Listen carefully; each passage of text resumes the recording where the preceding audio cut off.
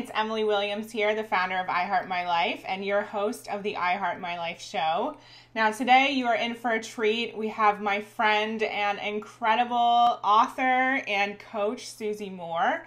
So I'm going to be telling you a little bit about her in a second, but I just want everyone to bring their energy because I know Susie's going to bring it. She's one of the most amazing people I know. So much fun. So today is all about laughing and really going for our dreams.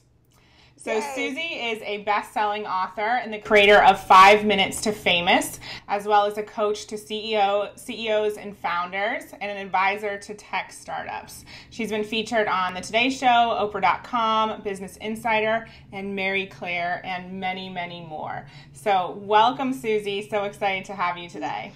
I'm so excited to be with you, Emily. Thanks for having me. Already dancing, I guess. That's right. Why not? You got to dance. Yes. So I know right now you're in New York City, but judging from your accent, the audience will hear that that's obviously not where you're from. So I'd love for you to take us back and tell us a little bit about where you grew up and a little bit about your own I Heart My Life story and what's led you to where you are today. Yes, that's a great question. So I grew up in the UK where you are, Emily, and that was pretty much, where I was living the majority of my childhood.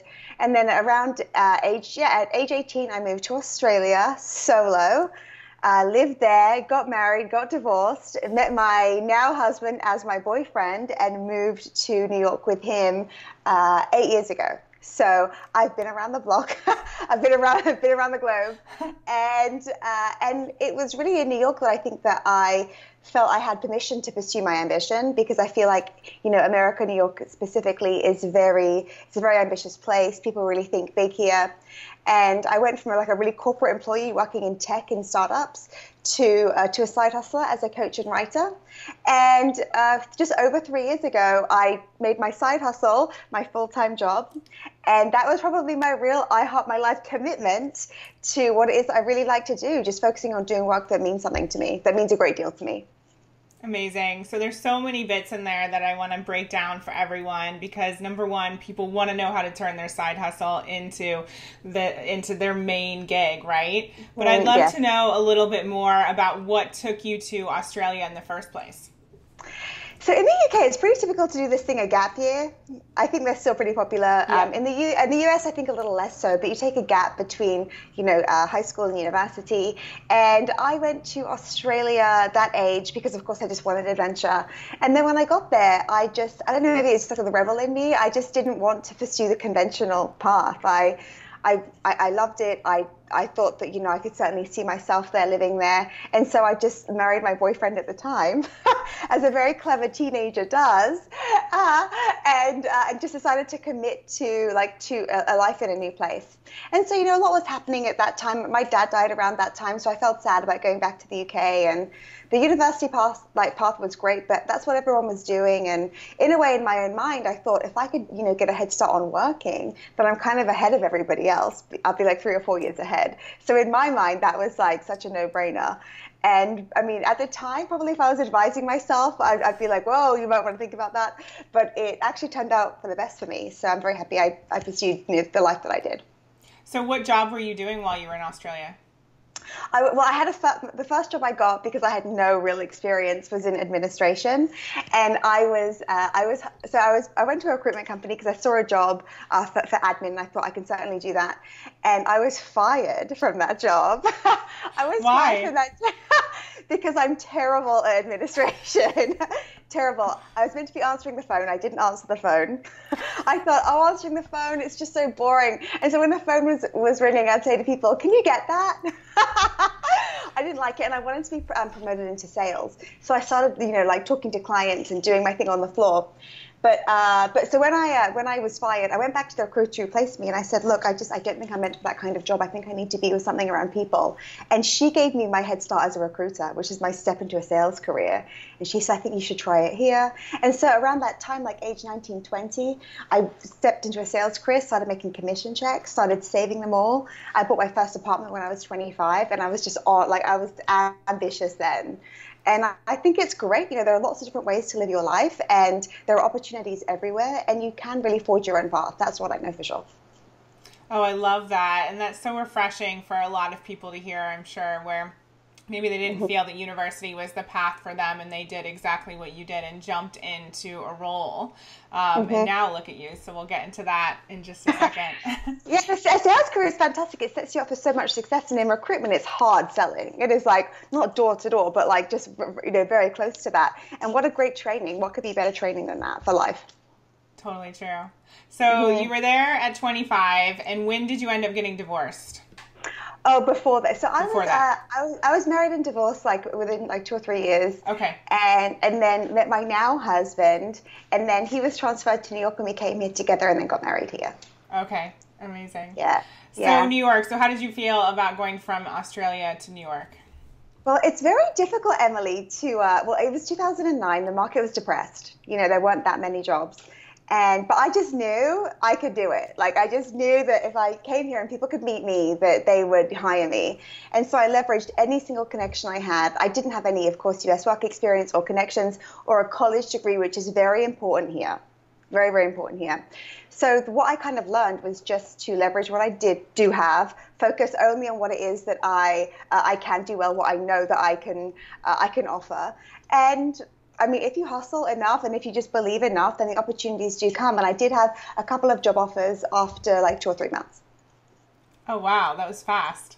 Yeah, but I had nothing else to do apart from interview. Yeah. Like bake cookies. I had nothing to do. So I tell you, coming to New York and really knowing nobody, I leveraged anyone who had an American connection in my life and would just, use it to network, to get coffees, to just focus on what it is, the value that I could bring. Definitely not focus on what I didn't have and couldn't bring. So really just working on your strengths always can work in your favor if you just stay at it. And I know one of the themes of today is going to be mindset, and I'm sure that everyone listening can already hear what an incredibly positive mindset you have.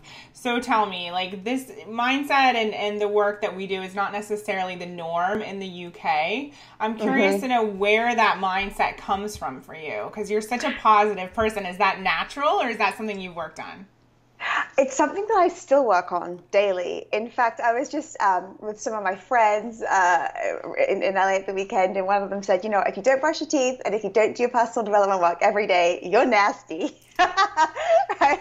And I think that's true. I mean, I'm always reading self-help books. I'm always listening to Abraham Hicks on YouTube. I've discovered EFT recently, which I love. But I think it's so, your mindset is up to you. I mean, the way that I think about it is we're so fussy about the clothes we wear, the food we eat, how we keep our apartment, but we're not fussy about protecting our mind and just really, guarding what's allowed in and insulating and protecting our confidence. So I'm very, very conscious of the people in my life, what I'm putting in my head, the way I talk to myself. These things are very, very, they're not always obvious. It's very subtle. But once I think you really start to master your inner critic, like this morning I had a couple of negative thoughts. And immediately I recognize them. I'm like, oh, that doesn't feel good. Oh, I had a bad, because the way that I think about it is, your emotions are data as to how you're thinking. And if you're feeling bad, it means your thoughts are just off or they're wrong. So if I start to feel a bit bad or a bit anxious or a bit sad, then I'm just like, oh, I need a little course correct in my mind. And I'm very conscious about activating the thoughts I know are true. So I'd love to talk to you about how you do that. But first, I'm wondering, was there a point where you started to get really into this work? I know for me, when I was in my quarter life crisis, I realized I was focusing on everything I didn't want, and I was focusing on what wasn't going right, and I was getting more and more and more of that. And so I started to watch Oprah and pay attention to what she was saying about gratitude journals and focus on what I was thankful for, and recognize that things started to shift. So was there a period of time where you went through a bit of a transition there? Yes, a very, very pivotal moment, in fact. And it was just one book that I found in a secondhand bookstore, when I was 15. I can't remember the exact age I was, but I was a teenager. So I'm happy I found it so young because it changed everything for me. The book is The Magic of Thinking Big. I'm not sure if you've read it. It's amazing, by David Schwartz. He's dead now, but I always joke that he's my biggest mentor. He was dead when I got the book, but he's still in my head constantly. And a couple of the biggest things I learned from that book, everything is in that book, but couple of the biggest lessons that I learned really young was that you can't have any excuses. like no excuses. And people love excuses, Emily, as you know. I'd be like, my parents didn't tell me they love me. This is just my body type. This, I just have this angry temperament. My parents were divorced. I don't believe in relationships. I mean, there are so many reasons we have, and they're fair reasons. We don't always have the best start. We don't always have the best opportunities given to us. Sometimes we do have bad money mindset kind of, pushed onto us when we're children. These things are all true, but it's really, we have to take full responsibility for our own well-being. And that is like the one massive thing I got from the book. And the second thing was like action cures fear. So when you're afraid, you don't want to think, you just want to act. Like you just want to make the phone call, go to the interview, like do whatever it is that's frightening you. In the book, it gives this analogy of, when you're about to dive into a swimming pool, if you're standing on the, whatever it's called, at the top of the ladder. Board. Yeah, the diving board, yeah. And you're standing there for ages, it just gets worse and worse versus just jumping in. And then you're like, oh, I could do that again. I can maybe even go a little higher. So action cures fear and no excuses. Those two things really kind of get you through probably 90% of challenges. So true. It's like Mel Robbins' 5-second rule. Just taking that action. Just taking that action. How often some people don't take action for years. Like 4 years. And right now I'm in the process, Emily, of finding an agent for my next book. And I've had some disappointments. Like I've had some disappointments and people have rejected me and that's okay. But I find that I can feel the rejection and be sad, or I can just continue taking action. And that's where I'll not only get the results, but I'll just feel good about myself. Amazing reminders. And so when you're in those moments of whether it's getting the rejection or like this morning when you had those negative thoughts, how do you shift yourself out of it? So this is one thing I think that's amazing if you can train yourself on it, is to accept the disappointment in the moment and even release it in the moment. In fact, when I was in a meeting with an agent who wasn't interested in me at all, it was very clear. She was very nice about it. But in the moment, I was like, okay, this is a rejection. It's cool. I'm already over it. And the meeting wasn't even over, right? It was just like, but it was wrapping and I was like, okay, wonderful. I was like, thank you so much. Clearly this isn't for me. In my mind, I'm thinking this. Clearly there's something, that's better aligned for me. And this was cool. This was interesting. But my bounce back time is pretty good. Like that resilience you can train. And it's just up to you to always just manage like what's next, what your next thought will be, what your next action will be. And I think the trick is to always be paying attention to how you're feeling. So if you feel, sometimes I can feel a bit frustrated with myself. Sometimes I feel behind. Sometimes I'm having comparison issues. I feel like just gross. I feel inadequate. I feel like heavy. And I'm like, this isn't how I want to feel. So you can either choose thoughts that are happier, or you can just distract yourself and do something else. Distraction is also a great tool for getting out of, the funks that we can get in sometimes.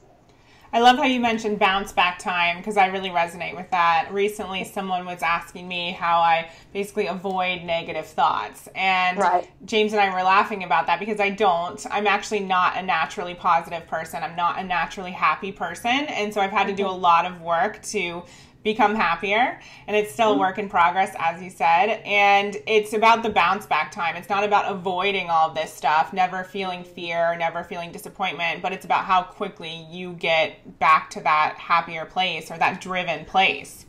Yeah, that surprises me, Emily, because you seem so focused and so on the ball with what you want. Like you're speaking about what you want, focusing on what you want. I know you do a lot of money mindset work, which is fantastic and important. So so how have you managed your bounce back? Can I ask you? Yeah, so I'm always driven, but I think that's part of the problem because I'm so hard on myself. I have such high expectations. So when something doesn't happen as quickly as I want it to, or doesn't happen the way I expect, I'm like, what did I do wrong here? And I can really spiral into a negative place and just be really mean to myself, basically. And so I've had to really, work on that. And I think I just have such high standards that it's like nothing's ever good enough. Yeah, which is tricky, right? I was actually tapping. Can I tell you about something that happened to me recently? Yeah. So I was tapping about this recently when something didn't go well for me. No, I was comparing myself to somebody who I considered more successful in a life area. And when I was tapping on it with I have a tapping coach, it just comes back to the same thing all the time. Right. And I said so his name's Greg, and I was like, Greg, we always come back to this issue of worthiness. Right. I'm like, we just keep coming back to it. I'm like, is it just me? And he was like, Susie, everything comes back to worthiness, right? It's like relationship problems, health problems, like money problems, our perfection problems. He's like, it just always comes down to us being able to say, I'm good as I am. Like, I'm deserving, I'm worthy. Like this worthiness thing, we all struggle with it so much. And I was reading one of Dan Sullivan's books, and he says we only have two fears as a human being. One is that I'm not enough, and the other is I don't have enough. So it's like scarcity around not owning enough, and that's why we're also obsessed with, accumulating in money. And the other is just not feeling enough as a human. Every other fear boils down to that. Like it can be anything, but every other fear just boils down to these two things. And I think that when we simplify that, we realize we're all human, and we can just like speak lovingly to ourselves, to the child within us. You can consider, like, look at yourself as a child. I actually have a picture of me as a child on my vision board. I just think I'm not going to be mean to her. I'm not going to be mean to her, and I'm also not going to let her down. I love it. Well, that's exactly what I was going to say. It's that combination, because I used to make myself so wrong for some of my negative habits, or even I had a coach tell me once that I was showing up like I had 4 months left to live. And I was like, oh my God, that's not good, right? No one wants that. But at the same time, I can see the good and the bad of that, right? Like, it's really amazing that I'm so driven. I have this innate necessity that not everyone has. And of course, on the other hand, there are some negative things that come with that I have to work on, but I can see the good and the bad there. And I, just like you, I have in a lot of our programs, there's a module about looking at that picture of that little girl and thinking about who she was and what she believed in, because there's so much wisdom there. And just like you said, not being mean to her, but also recognizing, like, she dreamed really big and she believed anything was possible. And sometimes we forget that along the journey.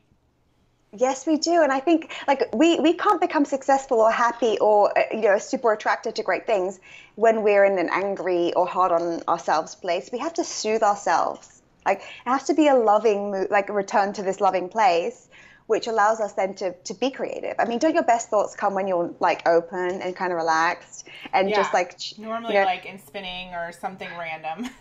Yeah, and so when you're like, focus, idiot. Like, it's like, that doesn't work. Like, being hard on ourselves doesn't work. So when we learn to just be loving, and when we can just learn to just relax a little bit too, I think that's something that you're in a much better place of allowing.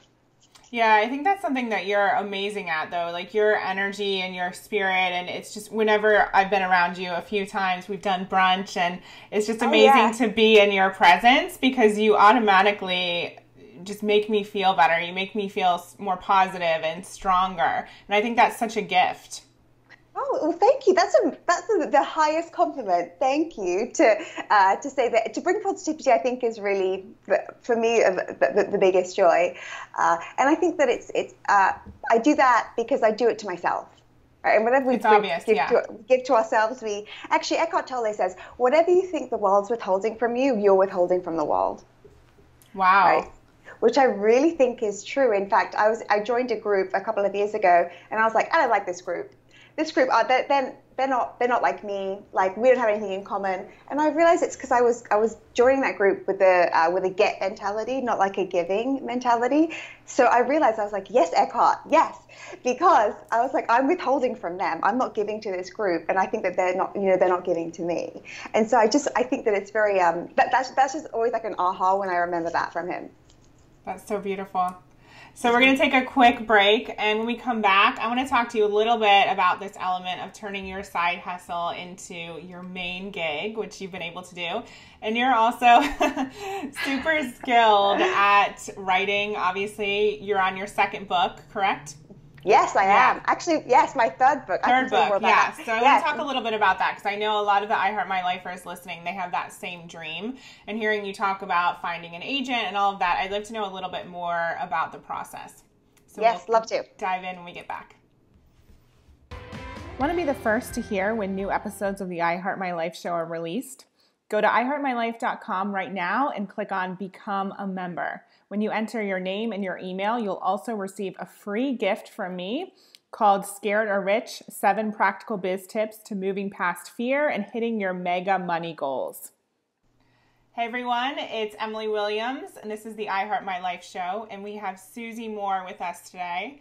So we've been talking about mindset and positivity and Susie's journey from the UK to Australia and then to New York City. And for everyone listening, I think it's obvious that Susie is super driven, inspirational. She's just such a positive force in the world. And she also has an amazing business. So Susie, I'd love for you to talk to us a little bit about your journey from having that career, then moving into side hustle, and now being full-blown entrepreneur. I love talking about this journey because I think that there are a lot of myths around what's possible and what taking a risk really is and what security really means. I've always kind of thought that security is an illusion. In fact, if you ever study any history of the Buddha, he was a prince. He left his castle because he realized that his riches didn't protect anybody from sickness or death. Right, so it's like, really, what is this illusion of security or even abundance, really, depending on how you perceive that. But I was working. I had a great career. I loved it. I mean, working in sales, working in tech, it's very fast moving and innovative and cool. But around age 30, I just thought, you know what? This isn't my life's work. If I look back and I've just been, like head of a tech company, like it started to feel like I needed to make a change. I think that, this is where your intuition must be trusted. And Great. I'd always think, why can't I be satisfied with this? I had a great paying career, certainly lots of, perks and upsides. But I just thought, it's not going to be my life's work. And kind of on the spot, spontaneously, I just decided to sign up for NYU to do some life coaching classes. And then immediately, being this action person, I just decided to start coaching immediately in my training. Day one, I put out there I'm a coach in training, but a coach. And I started having some success as a coach because I was just so passionate about it. Like, Emily, I've read all the self-help books. I wrote an article called the 5 lessons I learned from reading 500 self-help books, or the 5 key lessons. And I just knew that I could apply what I learned to help a little bit. You don't have to be perfect, right? I just thought if I could have a chat with somebody and they can feel better and maybe have a bit more clarity and more confidence, that's great. And probably like you've probably been a natural coach your whole life to people, right? People would come to you if they need a pay rise or they need to talk to their parents about something tough or whatever. So I started coaching like weekends, evenings. The reason I started writing, and I don't think I'm a particularly good writer, I just think that I write. And because I write, then people find me. I mean, I'm not this poetic, gorgeous, I don't have these gorgeous sentences that move people to tears. Well, in my dreams I do. But I mean, I just kind of write like I speak. Just keep it real on the paper. Just get it out there versus, worrying too much about it. And the reason I started writing was because I didn't want to go out there and network and pitch myself as a coach. I just wanted people to find me. And I thought, if I can write what I know to be true, some life lessons, just some life advice-based pieces, 600 words, nothing crazy, then people will find me. And they did. And that's how I grew my business. I'd write very honestly about how to overcome things, how to have a difficult conversation with somebody, how to know your worth. And people would contact me. And so I just thought, this writing thing's got something to it. And, this coaching thing's kind of like going to be a great business long term because people are always going to have problems.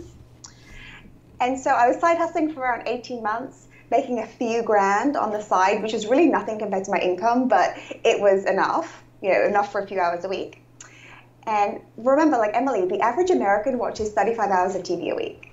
So you can side hustle. There is time to side hustle. I mean, check out, if you lose the Instagram, scrolling, you can use it with intention. But there are so many things that you can lose if you want to dedicate some time to side hustling. You only need 12 to 15 hours a week to do it. Then I thought, if I'm doing this a few hours a week and I'm loving it, then if I just commit to it, for a while, even I didn't put this whole, it's my life change now. We need to be careful how we speak to ourselves even in that way, right? It's not so dramatic. I thought if I commit to this for a while and I don't like it or it doesn't work out, then the worst thing that can happen is I'll end up right back where I am in a similar cubicle, just somewhere else. Yeah. And so again, how big is that risk? Really, right. It didn't feel that risky to me. I thought, if I just peace out on good terms, I can probably even come back, and I'll just end up somewhere else on the same salary, doing the same stuff day to day. Or I could just kind of commit to this one thing because it feels right, and then just see where that takes me. Not too much pressure, just not too much pressure. And that was really it. That was 3 years ago. Yeah, okay, there's so many pieces here that I want to talk about, but I loved everything that you said and the way that you're looking at this, because this is exactly how I want people to look at it. So the first thing you said was you started to realize around like age 30 that, you know, your current reality wasn't what you wanted your forever reality to be. And I think a lot of people see that. I'm thinking of Robin Sharma's book, The Monk Who Sold His Ferrari, and he was literally looking at his boss and thinking, that's not who I want to be, right? And he, you know, went on this journey and transformed his life and now does the work that he does. And I think so many people feel that. They feel this little whisper of maybe there's something else, maybe there's something more. And so I love the way that you broke that down for yourself, and you just started. You found the time in your week. You had your job still. You didn't give it up, you know, the second that you decided to shift gears. You built this business on the side, and you just got started. You put yourself out there. You said you were a coach. And I always tell my clients this, even if you're that step ahead of your ideal client, that's great. You can help someone. Yeah. You can help someone learn how to be more confident or shift their thinking or whatever it is. And then you just kept going. And then you realized, you know, what is the worst that could happen? So you followed your fear and you realized it's not really that bad. I did the same thing. I was like, I can get another nannying job. I can be a matchmaker again. Yeah, exactly. Exactly. Like I think, Emily, most people would choose misery over uncertainty any day. They will choose to be miserable over taking a risk. And this is, again, this fear, right? This kind of fight or flight fear we have. We'll choose to keep ourselves safe. So it's just good to explore that, appreciate it, like understand it, and then soothe yourself into releasing it a little bit. It doesn't have to be overnight or perfect, but just like a little bit, think, what if this weren't so scary? Or what if it weren't true, that it was one or the other? You know, like what if we could just allow ourselves, like open ourselves up for a little bit of magic? Exactly. And the more people hear stories like yours or maybe like mine, they start to see what's possible, because I don't think a lot of people actually know what's going on in their mind. They think that their mind is speaking truth to them instead of recognizing that it's just this playlist going over and over and over. And it's, you know, based on the past, based on what their parents have told them or society or generations of programming. But it doesn't mean that they have to continue to think that way. But most people don't know that. Oh, Emily, that is such a good point. I mean, your thoughts aren't true. They're not true, and they're not even you. Right? They're not even you. This is why it's so important to be quiet with yourself and listen to, like, to be in silence sometimes, because you're so right. Like, we trust what is going around in our head, and I mean, we're crazy. Our thoughts are crazy sometimes. Think about your angry thoughts sometimes, how wild they are. Imagine if you trusted them. I'm going to punch him in the face. Like, you can't do that, right? You also don't need to punch yourself, like, in the face every day, figuratively speaking, by thinking that you're stuck. You know, you're like, often, like, we're really not. We're not in jail. Right. Yeah, and even if you think about it, when we're asleep, you know, we don't believe our dreams to be truth. Most of the time, they're crazy town. But sometimes our awake thoughts are just as crazy as the thoughts when we're sleeping. Yet we're like so convinced that that's the truth.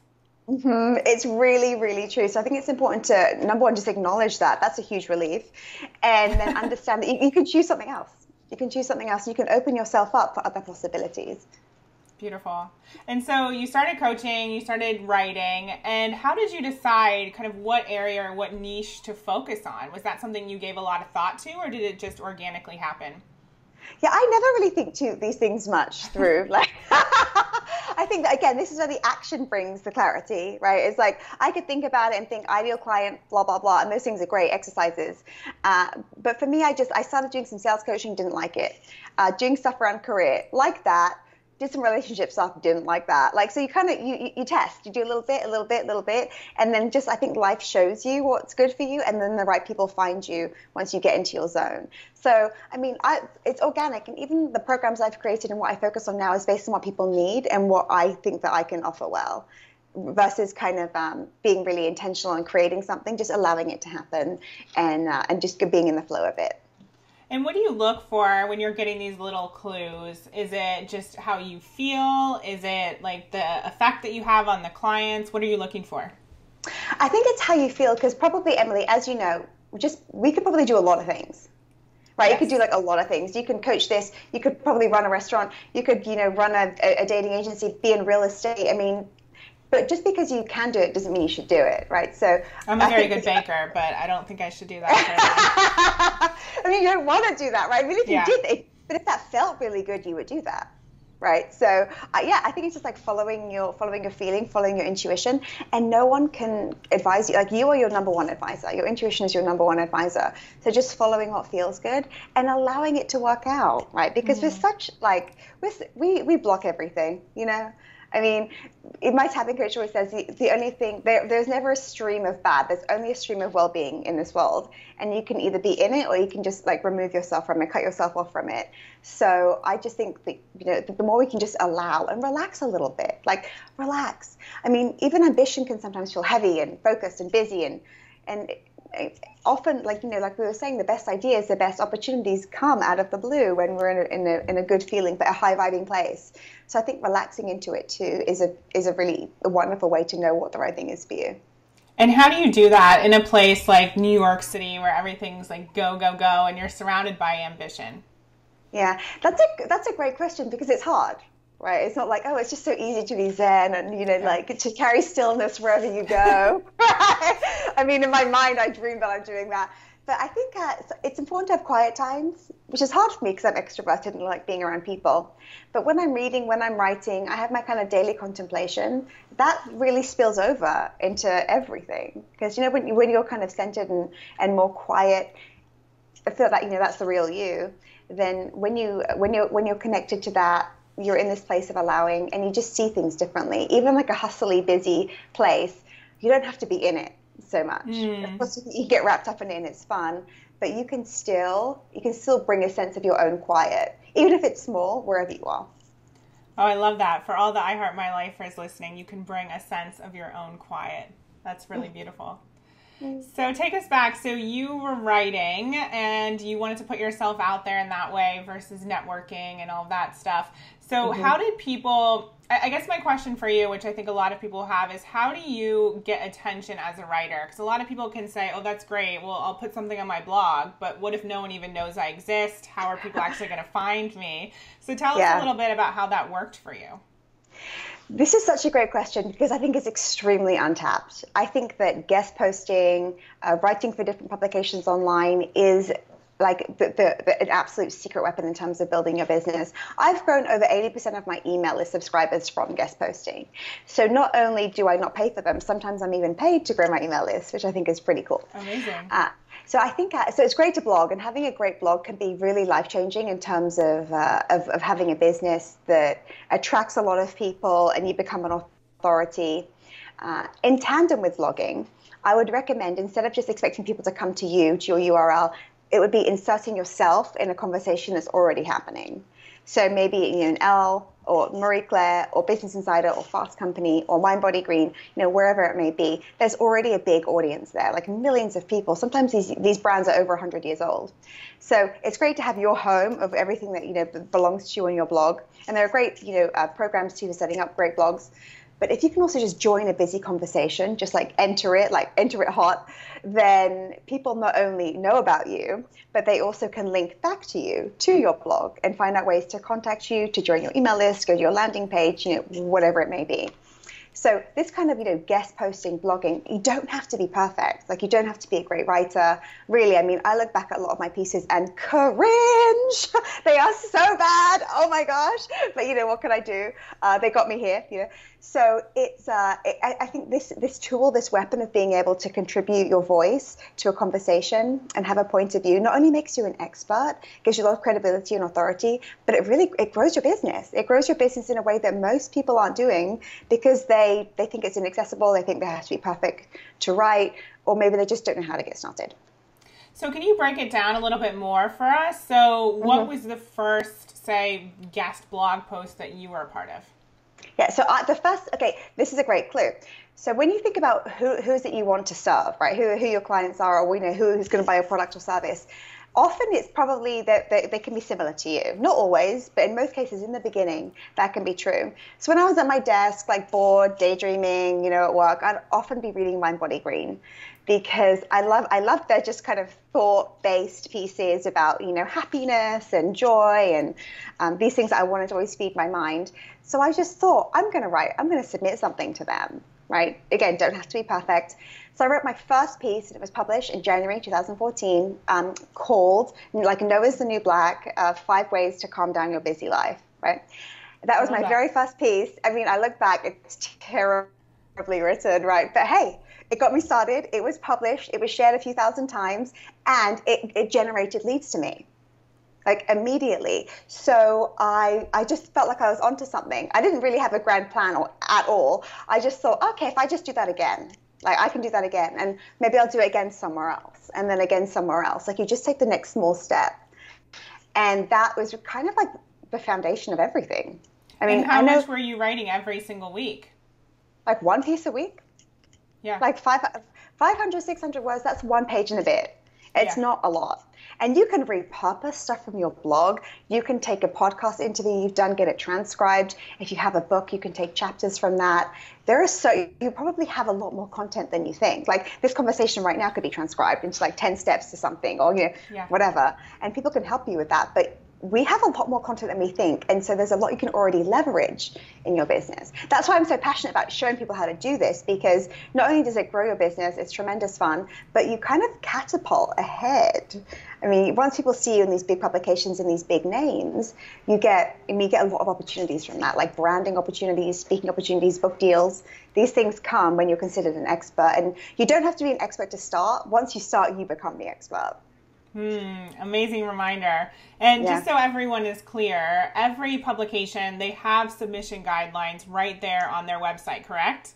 Yes. Oh, yeah, absolutely. And there are also some other kind of sneaky ways. I mean, I do put this in my program, which I know that we'll mention, but there are websites that you can use to find specific email addresses. There are creative ways to find contacts. Every time you get a piece of media, you leverage that to get the next piece. It's easier and it's not as confusing or overwhelming as you might think in the beginning.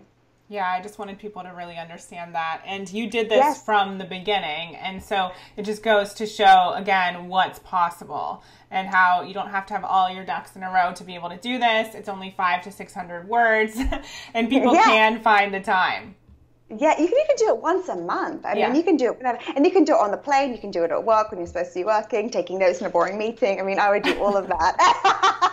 And I mean, sooner or later, you have this library of work, and you're like, oh man, I didn't even think I did anything. But there, this stuff and the beautiful thing about the internet, it has a perfect memory, so your pieces live forever. So you're generating leads forever. It's not like an ad that disappears or an ad that you go dark when at the end date of your launch. Like this stuff is out there forever, always driving people to you. Yeah, the internet has a perfect memory. I've never heard that before. I love it. Oh, it's the best. Yeah, and it's our tool. Like we're so lucky to be alive now, Emily, to have all of this available to us. Agreed. Okay, we're going to take a quick break, and when we come back, I want to pick up here and talk to you a little bit more about what's next for you.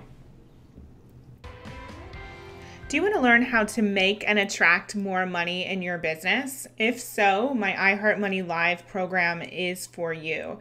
It's a 10-week program where you can jump in, learn all about money mindset, how to transform the way you think about money, your relationship with money, and in turn, make more money in your business. So if you're interested, go to iheartmoneylive.com. Hey everyone, it's Emily Williams, and I'm here with Susie Moore, who is a writer and coach.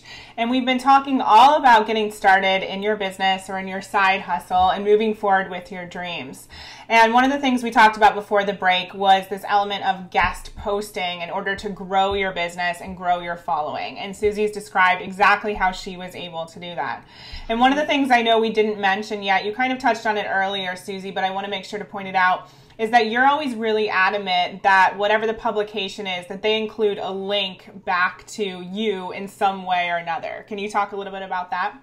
Yes, that's right. That is important. So you always want to be featured in different places. Like, for example, I'm in the Zoe Report, which is Rachel Zoe's online presence, in places like Brit & Co. and Elite Daily and Refinery. Some places allow links, some places don't allow links. So if they don't allow links, you only need to really be in them once, because that way you're featured in Refinery, featured in Elite Daily, wherever it may be. But the best places to focus are those publications that will allow you to have a short bio immediately following your last sentence, saying who you are, and then including a link to, it might just be your website or blog, it might be a landing page, it might be some form of opt-in, it might be a link to your book. That's really where you want to focus, because that's where the media moves the needle. Because not all media is created equal. And I've realized that over the years now, when I've maybe just hustled to get in certain places that didn't really drive results for me, apart from a nice ego boost, seeing my name somewhere that, a publication that I love. But it didn't really get me subscribers, didn't get me inquiries, didn't drive my book sales. So really knowing and understanding the places that allow you to really bridge that gap between your piece ending and then a call to action to find out more about you or whatever your action is, that's really critical for focusing. And did you just ask people whether they'd allow it, or is it normally obvious? You can see it, so you can just check it out online, but yeah. I always ask. Even if they say no, even if they said no, even if they say no once, I'll ask again. I'll say, this time are we able to? This time are we able to? And if it's always a no, then I don't write anymore for them, because I know what my goal is and I know what I'm focusing on. And so in the beginning, I'd write just to get kind of every logo on my website, like I'm here, there, everywhere. But and I could kind of always tailor my talks based on who the audience was, to include the names that I knew would be appealing to them. But now I really only focus on places and write for places that allow my people to link and be driven directly to me. Is there any publication in particular that's helped move the needle for you more than anything else? There are a few. So I have a column at greatest.com, which is an awesome website for millennials largely. So greatest.com. Business Insider is fantastic. The Huffington Post has been fantastic. They always allow links. Money Magazine is wonderful. Amazing. There are so many. If you can just kind of check out different author profiles and articles online, you can see like who's linking to what, and then who's just going to other articles and so forth. So that's a really great point. Beautiful. Can you tell us a little bit about how your first book came to be? Yes. So when I started coaching, I was getting all these different inquiries, and people kind of come to you for different reasons. People were consistently coming to me asking how to do what I did, right? How to get started while working. Because often, in a coaching, in the beginning, people often know you or they're friends of friends, and they see your evolution. And people were asking me how they could do it, how they could start. One wanted to be an event planner, one wanted to write people's resumes, because she was so good at that and had been doing that for years. And she's like, can I make money doing that? And it's always a yes. And so people were asking me how to get started. And so I basically just put it in a book. I thought, if I can just take all these take all the questions, break it down, and make it available at a really accessible price for people as best you can in a book, with no live elements and so forth, then I basically just answered what people were asking about. And when I first released my book, I self-published it. Then it was released by a traditional publisher. I didn't even put subtitle in I didn't put Side Hustle in the subtitle, because Side Hustle wasn't even trending then. I mean, now it is. Right? If you look, everyone says side hustle, hashtag here, there, everywhere. But back then it wasn't. So it was still newish then, this term of having a side hustle. It's just like a side gig or a part-time job. But now it's really, really grown. And I'm happy that I kind of captured that. I was part of that. So if you can even understand and listen to what people want from you, what you're hearing, you can often create something too. And what was the name of your first book for everyone listening? So the first book, it's the same title, What If It Does Work Out? And the subtitle was different in my first book. Actually, I can't even remember it now, but it was like how to make your passion and income, and a couple other things. But now it's What If It Does Work Out? How a Side Hustle Can Change Your Life. Okay. So the publisher actually put it in because it was trending even months later. So if you just pay attention, listen, see what people want, and just give them that, then that's, I think, where the success comes. Not focusing on what you want necessarily, but paying attention, listening, and then doing what feels good based on that. And how did you go from self-publishing to actually getting it published and getting that book deal? This is the ding, ding, ding, guest posting win again, right? So when you guest post, again, people just hear about you, they hear your voice, they get to know you. One of my readers from, I can't even remember which publication she found me now, but she was like, I've been on your email list for a while. I think she found me from Greatest. And I emailed my list saying, help me choose my book cover. Because I was doing getting my audience to help me choose, because I was, again, self-publishing. So I emailed saying, help me choose my book cover. And she's like, I would like to buy this book from you. I'm a publisher, etc., Wow. etc. But that came from her following a guest post, joining my list. This guest posting, it's like the gift that keeps on giving forever. And one thing I also say is, it's great to have leads from, paid sources. And I certainly do that too. But I think sometimes the leads you get from people who read your life articles, or Emily, someone read a piece about you where you're just really being honest about something that's important for you, and people, read it, they then link to you, come to you. That's a different lead versus someone who opts in via a Facebook freebie. So I think that just the relationship you build, it accelerates much faster. You're in that kind of trust phase very quickly. So so that also came from guest posting, my book deal. I think it's so important to just point out that no one ever told you to, build your business through guest posting. Is that true? No, yes. Yeah. So this is another intuition piece. Yes, so trust it. Just follow the breadcrumbs, man. It's get an idea, trust it, do it. Okay, that worked. What else? What next? What next? And again, not some grand plan. It's great to have a goal and a vision. I always find visions are great because they kind of keep you, motivated. But really, just it's like the day-to-day small steps that add up. Like if you take a step every day for a year, 2 steps every day, over 365 days. You can see some really rapid shifts. And I'm sure people say to you too, Emily, gosh, you came out of nowhere, or that, who is this girl? And you're like, I've been doing the work. I've been working it quietly, quietly doing my thing, not very sexy, not very, not crazy, impressive, but I've just been quietly doing the work. That's it. Totally. And I think so many people need to hear this because everyone is looking for a strategy. Everyone's looking for a blueprint. Of course, there are people like you and me who can give guidance and share our story of what worked for us. But so much of it is about intuition and about feeling into what is right for you and right for your audience and right for your journey and your story. And so many people discount that. And they're so in their head and they're forgetting to call on the intelligence of their heart. Yes, it's really true. And this is your best gift, right? Your special gift is your connection to yourself, to the universe, and only you can listen and download that. So maybe it tells you to listen to that mentor or to pick up that book or to try this strategy or to write a piece, whatever. Trust that, but no one can tell you exactly what to do. You have the answers. And so you have the first book, and now you've published a second one, correct? Yes, so I'm about to release a version of Aesop's Fables to my audience. So I love Aesop's Fables. Do you know them, Emily? Oh, yeah. Yeah, so a lot of people don't know them. Our generation don't necessarily know them, but stories like The Boy Who Cried Wolf, or The Fox and His Sour Grapes, these are fables, and we use them often in conversation. But I found a book that was written in the 1800s, directly translated from the Greek, from Aesop. So I'm launching that as a passion book for my audience. And then, yes, I'm selling my next book and signing with an agent, hopefully in the next couple of months. Amazing. So to release my next book next year, which is a book on confidence and manifesting. And I know that you took a trip to write that. Is that correct? Yes. So my husband and I spent the month of February in Bali, which was pretty fantastic. Again, there are so many things that you can do if you just want to do them. Often we create these barriers. But it is a surprise, right? It's I can do that. Yeah. You can probably do a lot more than you realize. You don't have to stay in your apartment, or there are a lot of different things that are available to you when you open yourself up to them. Yeah, it's that permission piece. I know even when James and I were getting married, I wanted to get married at the Ritz in London. And he's like, what are you talking about? We could never do that. And I said, you're not even going to go and have a meeting. You're not even going to go and try.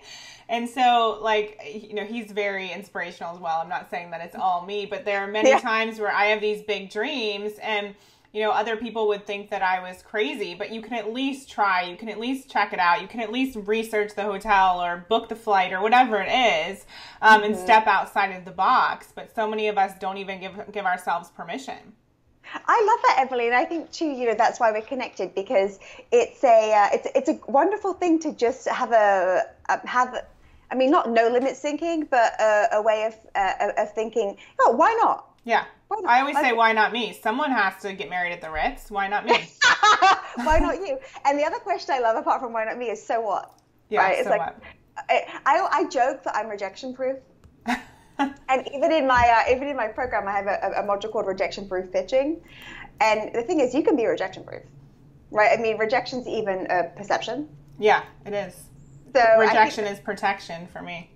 Ah, yes, I've heard a great quote about that. Yeah, it's true, right, about what you're being protected from. Yeah. So I think that there are just, if you can just, it's all mindset, right? Like we were saying, there's no right or wrong. There's no, this is possible, this isn't possible. It's just really up to us. And as you built your business, something else that became possible is that your husband was able to leave his job and join you. Yes, so tell us about that. So that was in the summer. So it's been a few months now. Yeah, a few months now. And it's going well. It's not perfect.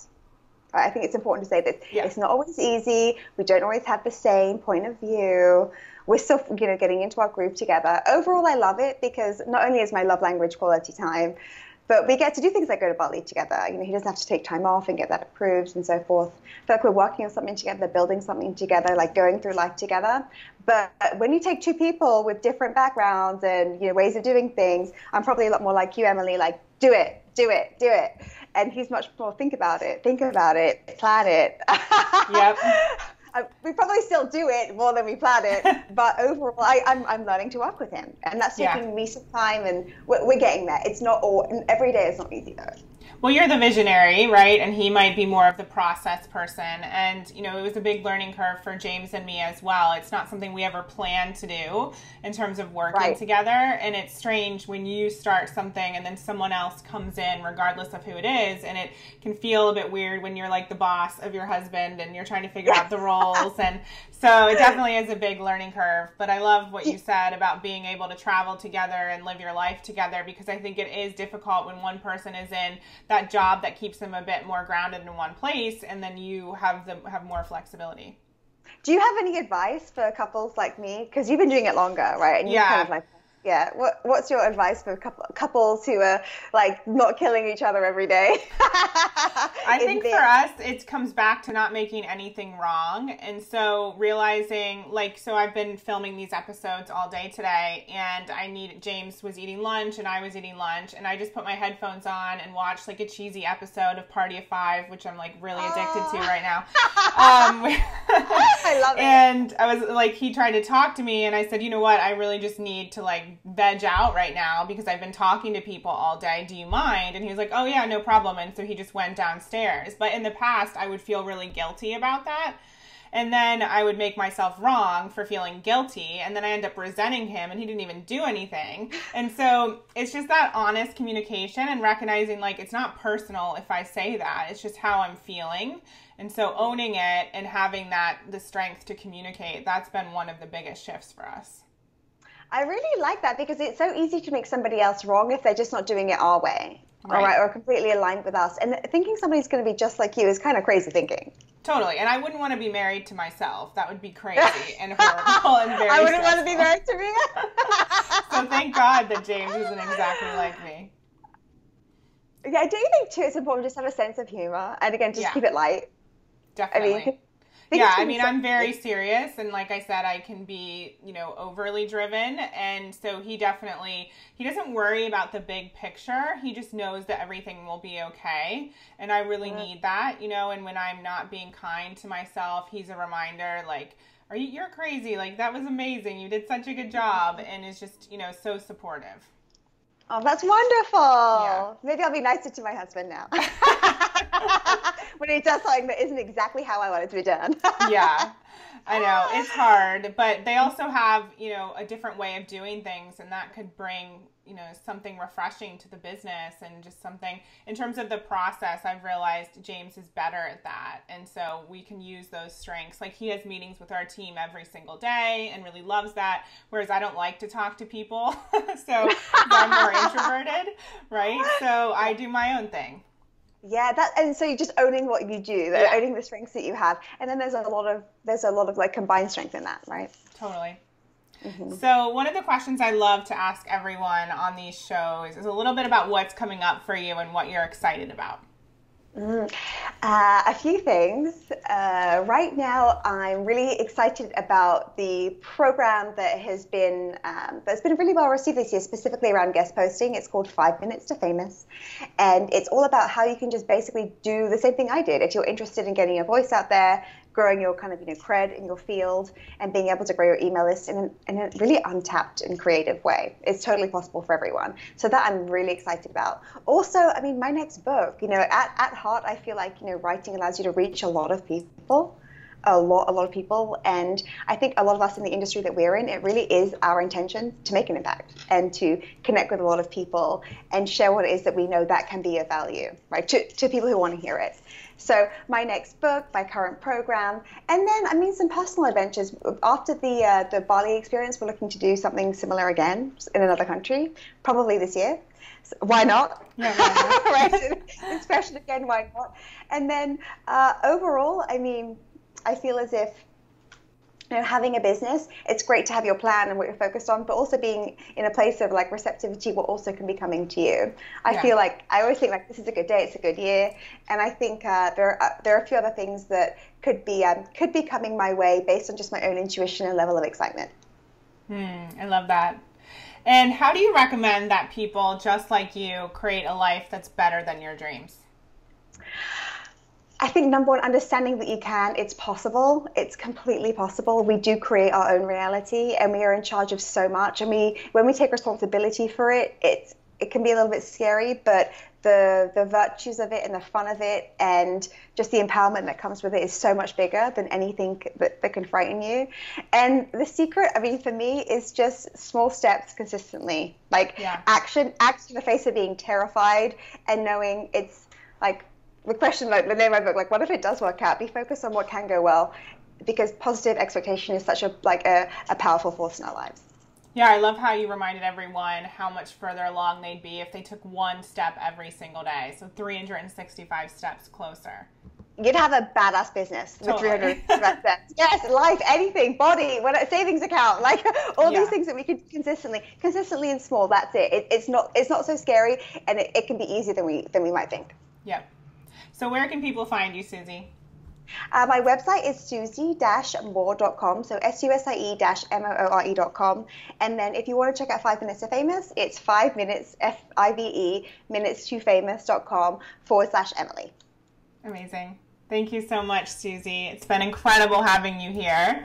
And to all the I Heart My Lifers listening, I'd love for you to really pay attention to everything Susie said today. She's been so inspirational, and it's true. All you have to do is start taking that action. The fear will get smaller and smaller and smaller. It might always be there, but you have the power to move past it and move forward towards your dreams. And you too can create a life and business better than your dreams. You just have to get started today. So until next time, I'm Emily Williams, and this is the I Heart My Life show. I'll look forward to seeing you on an episode very soon. Bye. Thanks for tuning in. Be sure to follow me on Facebook and Instagram at I Heart My Life Now. And did you know? I'm on the radio every single day. Visit americaoutloud.com to download the Talk Radio app so you can tune in at 8 a.m. Eastern and 1 p.m. GMT.